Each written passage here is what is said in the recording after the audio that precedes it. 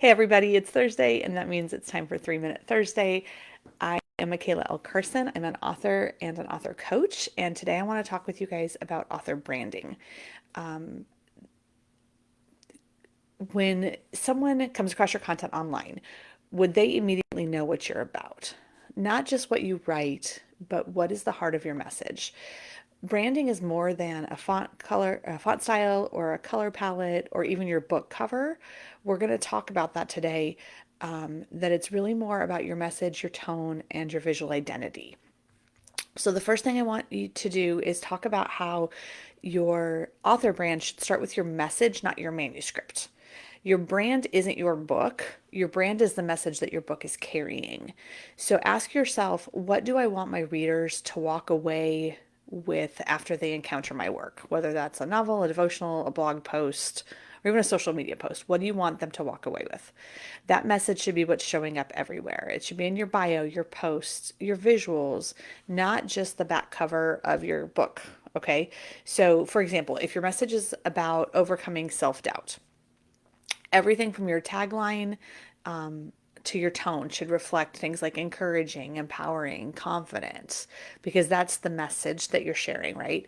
So your visuals for that might be like really bold, vibrant colors, imagery of people who are breaking through barriers. The tone of your writing should inspire readers to believe in their potential. So that's what we're talking about with messaging. The second thing I want to mention is that your visual identity communicates before you do. So before they even read the words you're writing, the fonts, the colors, the images that you're choosing are all sending a signal to the reader before they've even read a word that you wrote. So is that visual style aligned with your message? If you're writing a calm, reflective devotional, you don't want to be using bold neon colors because that's going to confuse your readers. There's not a matching that happens there. It doesn't necessarily mean you need to hire a designer, but you should be thoughtful about it. You're going to choose 2 to 3 brand colors, a go to font or two, and stick with imagery that feels like you. Okay, so think of your brand kind of like a mood board, if you will. It's the mood board for your message.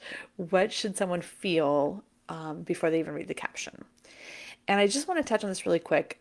Some people may say that this isn't very important, and for some people, maybe it's not. But for me, it's important because professionalism reflects stewardship.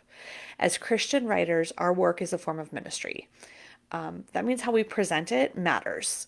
Showing up professionally doesn't mean being perfect, but it does mean being intentional with that message that God's given you.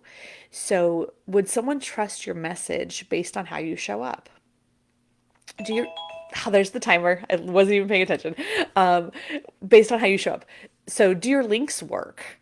Does your content look serious and like you put in some effort? Excellence honors God and it builds our credibility. So, think about that when you're looking at what your branding is.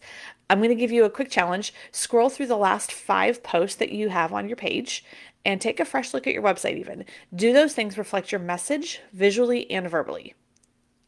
With the written words. If not, it's okay. These are things you can start refining today.